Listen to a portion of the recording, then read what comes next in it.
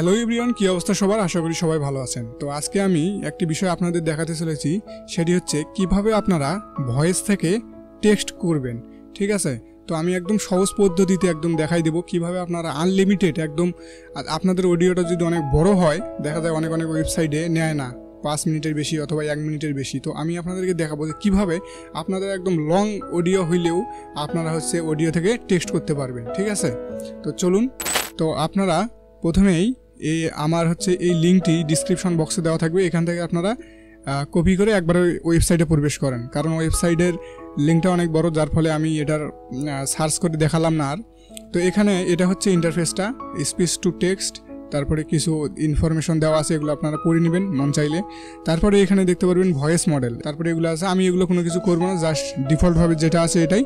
তারপরে মেইন যেটা বিষয় হচ্ছে সেটা হচ্ছে আপলোড অডিও ফাইল। এখান থেকে আপনারা আপনাদের অডিওটি সিলেক্ট করবেন। ঠিক আছে, তো আমি এখানে ক্লিক করলাম, আমি এই ভিডিওটা দিব সাপোজ।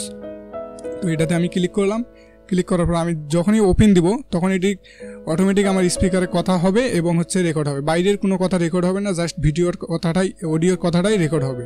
ঠিক আছে। Hi, and thanks for choosing Emergent Design Labs. Our virtual consultation process provides you with tailored insight into how our on-demand team will help your company develop a custom product.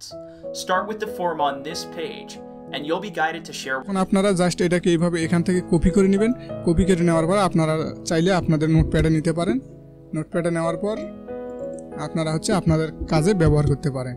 তো মূলত আজকে ready ছিল video. আপনি যদি আমার চ্যানেলটায় নতুন হয়ে থাকেন তাহলে অবশ্যই আমার চ্যানেলটা সাবস্ক্রাইব করে আমার পাশেই থাকেন, কেননা এরকম টিপস অ্যান্ড ট্রিক্সের ভিডিও আমার চ্যানেলে অসংখ্য আছে এবং ভবিষ্যতেও আরও আমি দেব। তো সাবস্ক্রাইব করে সাথেই থাকবেন, এবং যদি কোনো প্রকার যদি অসুবিধা হয় বুঝতে, তাহলে কমেন্ট করে আমাকে জানাবেন, আমি সমাধান দেওয়ার চেষ্টা করব। সকলকে অসংখ্য ধন্যবাদ, ভালো থাকবেন।